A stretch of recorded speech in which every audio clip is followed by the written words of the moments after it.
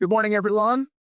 Welcome to our panel, Finding the Perfect Technology Match on a Tighter Budget. My name is Michael Canas. Thank you for attending today on day 3 of NAB. We appreciate it. Over the past few years, I'm sure all of us, and I see many of you as you made friends in the audience. Thank you. Many of you in the audience are feeling the same thing that I'm feeling, and a lot of other contemporaries are feeling, is that we've had shrinking budgets, right, for a myriad of reasons. And this often means we're holding on to aging technology longer than we probably should, right? Whether it's warranty or just practical applications, being able to use it with modern workflows. And often this can get in the way of creativity, right? And as creatives, we don't want to be thwarted by after dealing with zeros and ones. We just want to hit the play button and get it to play back, right? Often, and here at NAB, there's a lot of companies who have a magic box, right, that promises to do everything. And it remains on our shoulders and through trusted partners to determine what's real and what's snake oil, right? And often we go online and we look at reviews and we find that these reviews are by robots, by AI, or by people whose workflows don't really mirror what mine are. So how can that review actually hold weight, right? And they really don't get into the exact projects that we're working on. This is where trusted partners come into play. We need true partners. We need companies that understand our unique business challenges, our unique technical challenges, and our unique creative challenges, because we create some very unique content in this space. We also want to make sure that we're delivering solutions that let us focus on what we do, which I said earlier is create. And partners tell it like it is. Like up here, like rap. Everyone knows rap tells it just like it is. So today we have a fantastic panel to discuss the benefits of this type of relationship, of finding your right tech partner for you and your business. And so we're going to discuss the benefits of this type of relationship, and so your team isn't held back by aging infrastructure. So we'll hear from Steve Rapinero, or as we all call him, Rap, in the middle here, who's the Senior Account Manager at Keycode Media. We're also going to be talking with Sean Lee down there at the end, the man with the beard, the man, the myth, and legend, Sean Lee, CEO of OpenDrives. And then we also have Dominic Rahm. And Dominic Rahm, it works for Goldcrest Films in New York as the managing editor. So thank you. Director. You know what? I'm used to working with creatives. I think that's it. And I'm not saying directors aren't creative. Oh, yeah, you're kind of right. Okay. All right, let's jump right into things. So let's talk about identifying that change is needed, right? So when we spoke before NAB, because we all got together and talked about this beforehand, you mentioned that your aging technology was interfering with the creative process for many of the folks at Goldcrest. What was the kind of aha moment that you realized stuff's got to change? Well, just quickly, when I went to Goldcrest, it's a great facility in the heart of the meatpacking district in Manhattan. Couldn't be in a better location building, but the infrastructure was, in a word, crumbling.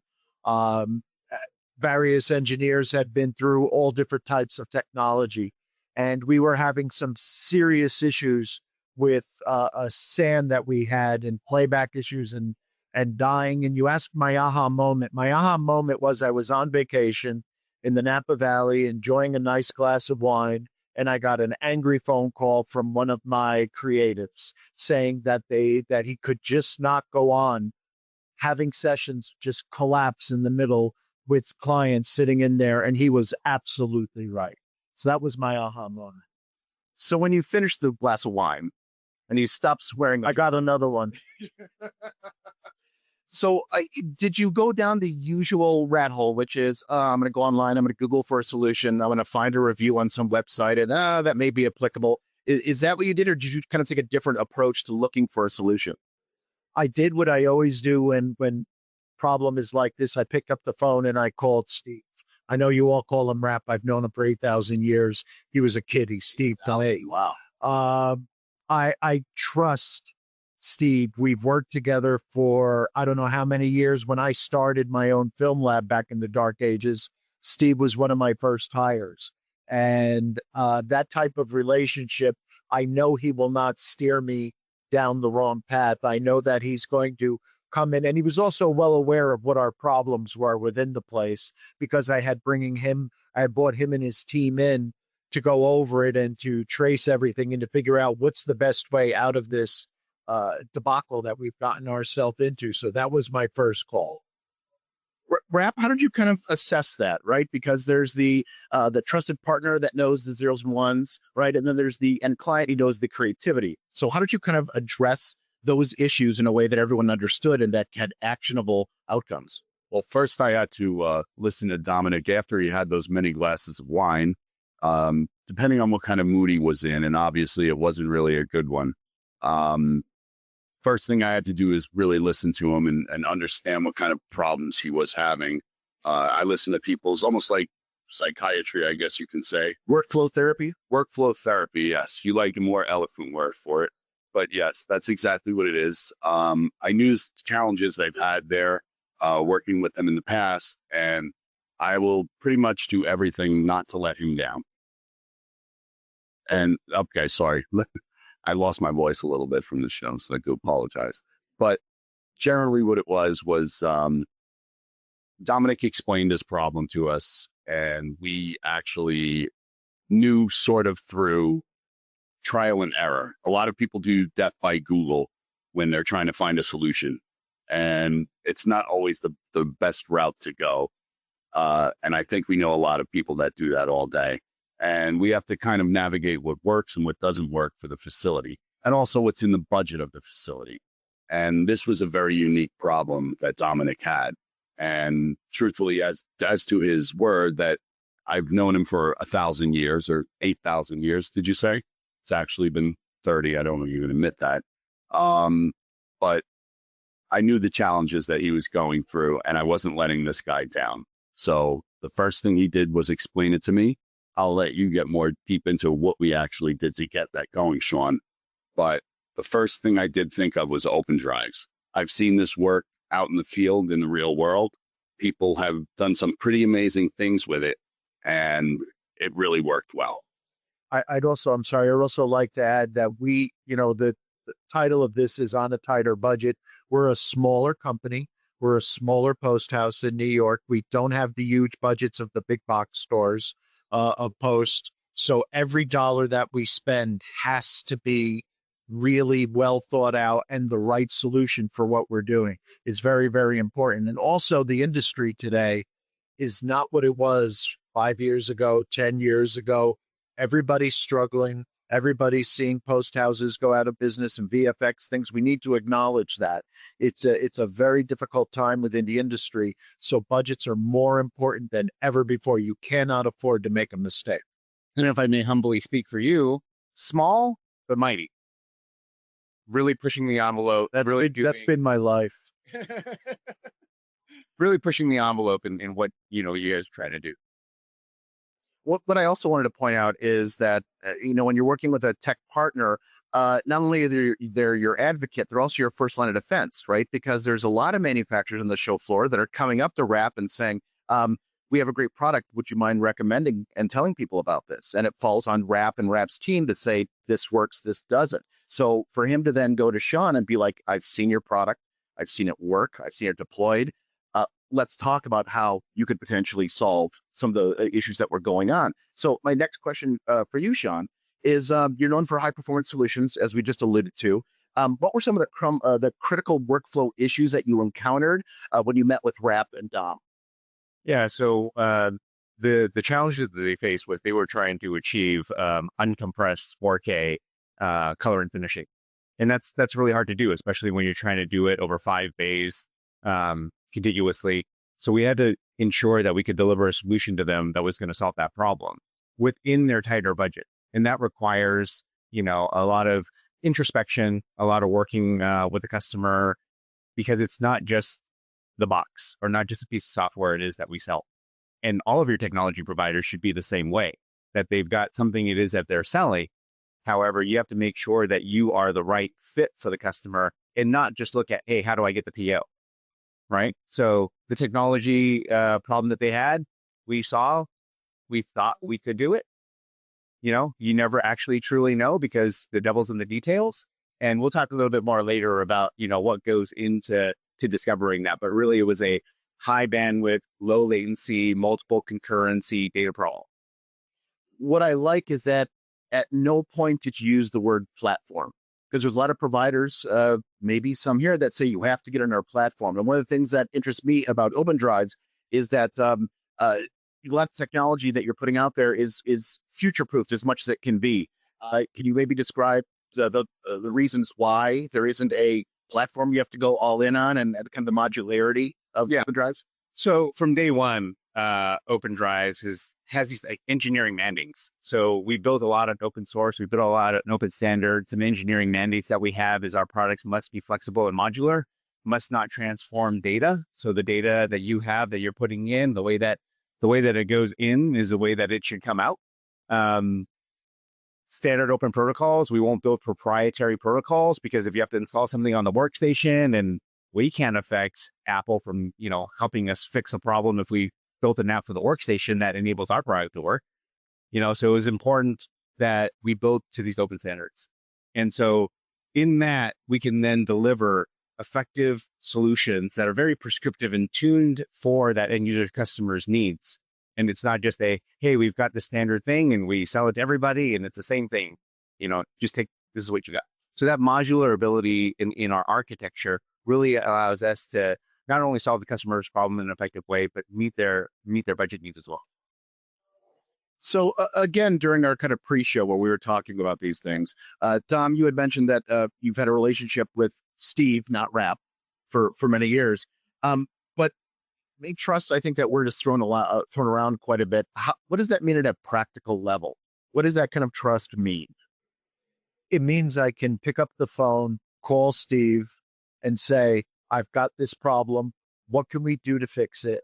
And I can get a real answer from him. I mean, it'll go on for 20 minutes, but once I cut through all that, I get a practical solution that I can trust. When, we had this SAN issue problem, I didn't know OpenDrives from anybody. And the never to be named SAN that we had that was a disaster, I wasn't going to go back to them. I knew there were options out there, but Steve insisted that these were the guys that were going to fix my problem, that were going to look at it in a way that nobody else has looked at it, and you're going to walk away with a great system. So I trust him to do that. That's really what all the years of, I trust him implicitly. Dom, no, I'm sorry, not Dom, Rap. What I'd like you to kind of elaborate on, because you said something that I don't hear a lot of, and I'm going to use the term account manager sales. I'm going to use that term. Yeah. But the reason I bring it up is there are quite a bit of reps who are selling a product because the specs make sense. And the first thing you said was, no, I got to see it. I have to see it work. Yeah, I do. Thank you, Michael. I do want to see it. I want to touch it. I want to know that it works. I came to Dominic's point. I worked side by side with him in the trenches. I know what's at stake and had to make those deliverables myself. So being ingrained in that industry, I know what's on the line. Each and every day, things change. That you have to be nimble. You have to pivot. And if you don't have the ability to do that, then you're not leaving someone in a great position. I really do look at it as if I work with you side by side to this day. When I'm inside of a facility, I'm not looking for anything other than to make you more efficient and make sure that your ROI comes back stellar, that you're making more money out of what I'm putting in there. My bottom line is to make sure that your bottom line and that your customers are very happy. And truthfully, I do see a lot of solutions, and I'm not going to lie to people and tell them that, oh, this thing is great just because they tell me it's great. I want to see it, touch it, feel it, everything like that. And to be honest with you, what I've seen OpenDrives do, especially in the instance, and Dom and I have collaborated, and I've collaborated as well with his team. And we've gotten together and figured out that it's more than just the actual component you're putting in. There's the entire infrastructure, and we have to look into that. He has a whole team of really, really great engineers, but you have to have the right network. There's a lot of things that people forget about that, hey, I'm going to buy this thing and it's going to solve all my problems. Yes, that's not really the case. Let's look deeper into it and let's see what, one, your result is, your budget is, and what you have now and how we can utilize that to make your place a little bit better.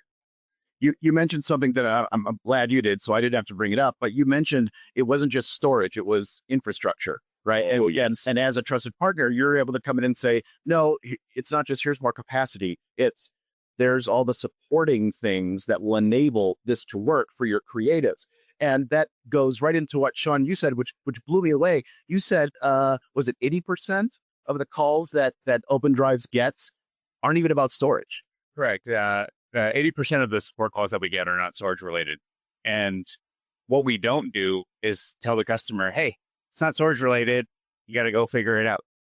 We have to take a very consultative approach as a partner in with our customers and with our channel partners to ensure that the customer's got a good time, right? So we interconnect. So we have relationships with networking partners, workstation partners, OS partners to bring them into the conversation to ensure that the customer's not passed around, right? We've all been in that position. Actually, I know many of you out here have. We're not a Silicon Valley company that built a tech product to sell in Hollywood. We're actually creatives and technology workflow consultants that have grown up in the industry. OpenDrives was built because we were building products for ourselves to solve the problems that we had. And so we've been in the position of buying these products so we can truly empathize. And I've been given the runaround as a director of IT for many facilities to say, oh, like you told me this thing was going to work. And they're like, oh yeah, the storage works fine, but there's something in your workflow and we're not creative. So we have no idea what that is. And so that's where it's really, really important to partner with the right people. And not talking about partnering with the right companies, partnering with the right people that can really advocate for you and deliver a solution and solve these problems.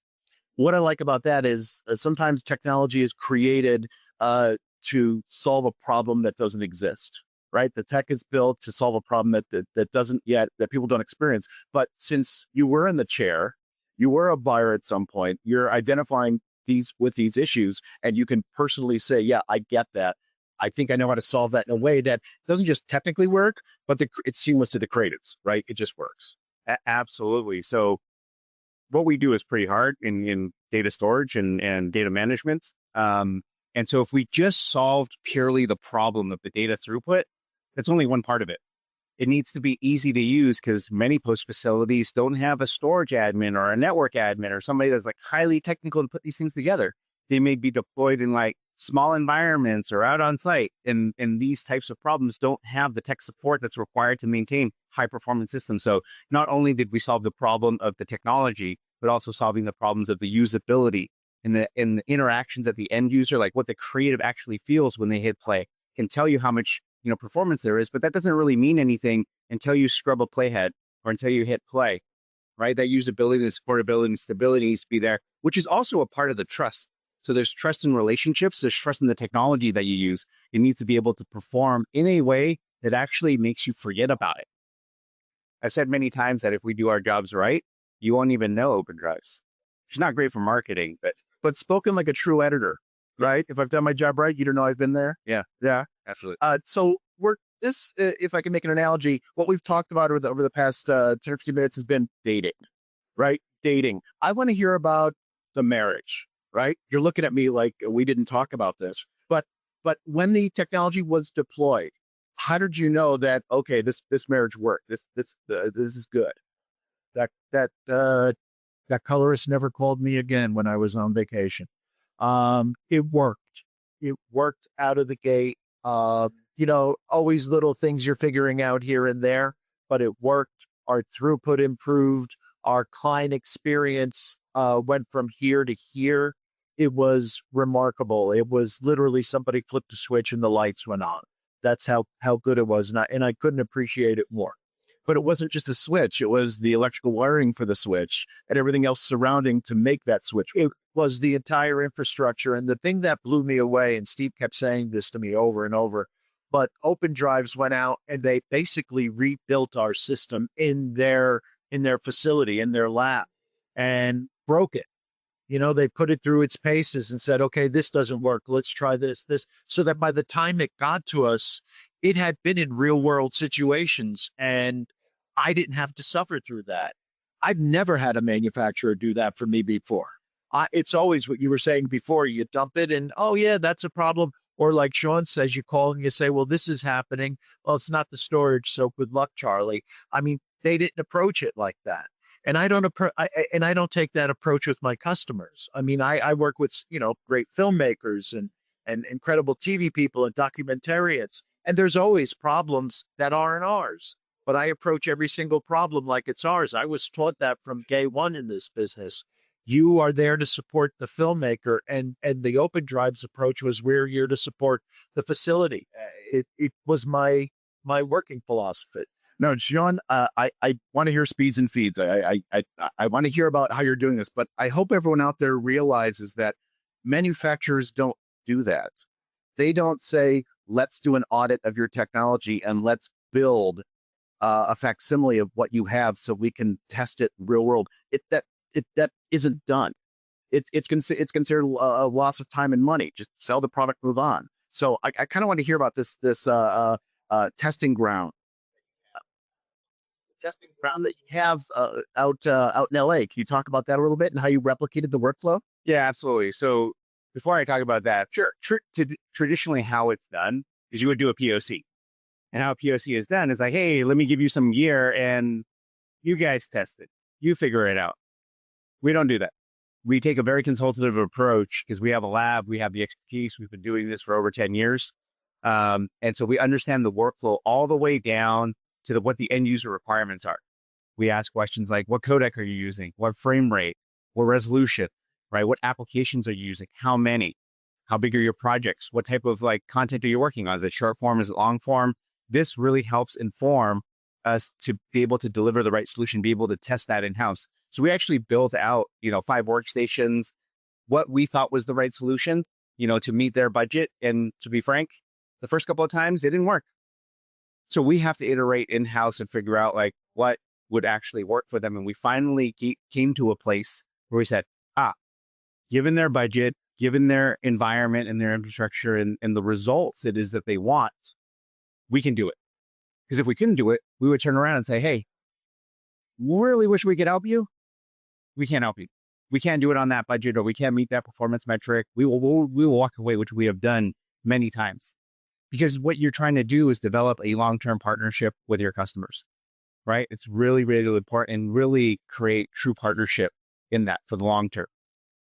And so we have a facility, not only in the environment it is that we can deliver in the kind of different permutations that our customers may have, but also working with technology partners like KeyCode, because we can't have everything. So we work with KeyCode and making recommendations, but we work all the way down to the OS level on the workstation.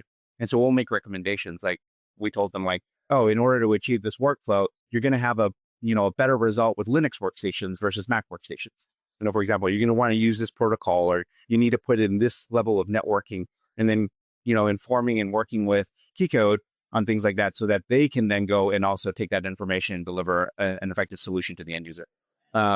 At the end of this, the speeds and feeds is 5 color bays, all running Linux, 4K uncompressed color finishing.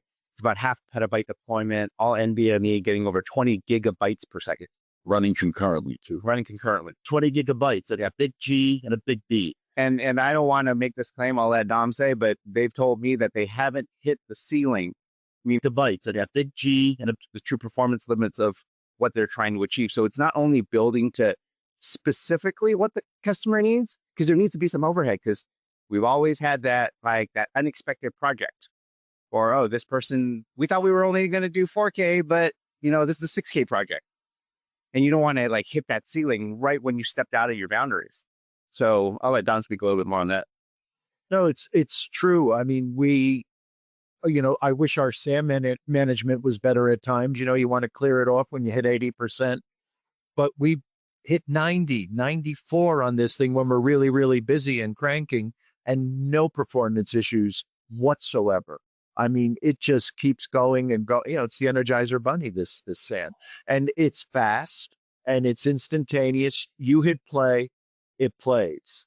The problems are never within that system. It's true. But I'm not calling bullshit, but what I do want to ask is there's always hiccups when there's a deployment, right? There's the promise and there's delivery. And so far I've heard that it's gone great. There had to be something that didn't go right during the deployment. Well, to be honest with you, yes, there's always, the whole thing is that he doesn't see the hiccups, but we're in communication with each other all the time. So any sort of things, usually the hiccup comes down to the network. everybody will, again, I mentioned it earlier, that plug and play thing where they'll sell it to you out of the box. You also mentioned something to the effect of, a sales manager or whatever. I always say the same thing. I'm not a sales guy. I deal with them all day. Half of this floor is filled with them. I listen to their stuff all day long. Please navigate through that all day. And then I'm the filter for it. So yes, there were some hiccups. The hiccups usually came down to mostly network problems. Sometimes there's power things, but that's fine. These are all addressable. When you have a trusted partner, and again, somebody that you do trust, and it takes a while to have that kind of relationships, it's almost like courting someone. I may not be a fit for them. They may not be a fit for me. I mean, if it doesn't work out, then that's fine. I'm going to do whatever's best for any facility, and everybody at Key Code has that same mantra. We just want to be part of your entire facility, ingrained in it almost, where if something happens, that I feel that I'm the one suffering that pain as well. Not only Dominic, not only the fact because of our relationship, which goes back 30 years, but we definitely want to have people like that. So when you are out here on the floor looking for those technology partners, make sure it's somebody that you trust and isn't going to give you that. Now, on the other hand, too, we want to talk about challenges. Dominic came to me with a facility that really, really was in dire need of an upgrade. However, he wasn't sure on how to approach it. He's had other people give him solutions that sort of work or kind of work, but it was a Band-Aid. He got hit with a real, real heavy challenge. And this guy is always up for a challenge. Now, what I did is I also have that kind of trust within my vendors and technology partners on my side. The only one that I really, really had that confidence and faith in that would be able to do that was OpenDrives. I've seen them do this in the past. For them to work with our engineering staff, our end user, and then their staff, putting this system together in their facility, running and gunning and beating it and being as versatile as can be. It was unsurpassed. I've never seen anything like that. Well, just to jump on that real quick, it's not that there aren't problems. As I said before, there are always problems. It's how you deal with it. I mean, I learned this lesson a long time ago with a client back when I was working at a company called DoArt, where we had a film lab, video facility, sound, everything went wrong in every single area of a particular job. Everything. I just would pick up the phone and say, "Hi, Sally. Yeah, it's our fault." Before she even told me what the problem was. Show was over. She calls me a month later for the next show. And I said, "I've got to ask you a question. I've got to stop and ask, why would you call me and do this after we had problems everywhere?" She said, "I've worked at post facilities and labs all over the world. Everybody has a problem. It's not the fact that you have a problem. It's the fact that you respond to it, you admit it, and you fix it." That's the important thing. And that's part of the relationship that we have. I know if something's wrong, he will fix it and Drives will fix it. I don't have to worry. I've had that exact same experience, with customers. You have your customers, you're my customer. I've had people come to me and say the same things.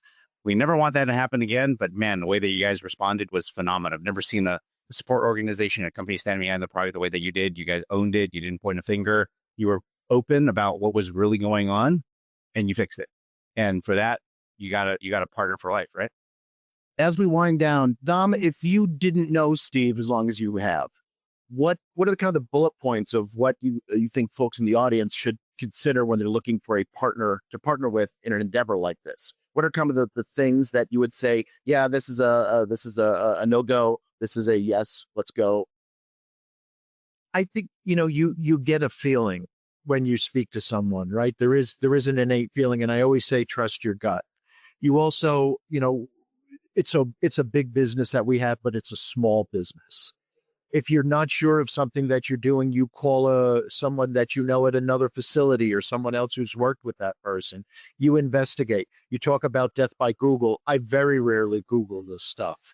I trust people. I talk to people. I'll call someone who I've known for a long time, say, "What are you using? Who have you used?" And it's really a gut feeling at the end of the day. And I think that's one of the reasons why all of you are here, right? It's not just the technology. It's because of all the people in the industry who you're building a relationship with. So I want to thank you all for coming out here. I want to thank you all for meeting with us, learning about how to find the right tech partner. And if you still don't know who to go to, come to me and I'll point the right direction. Thank you, everyone, for being here today. Thank you.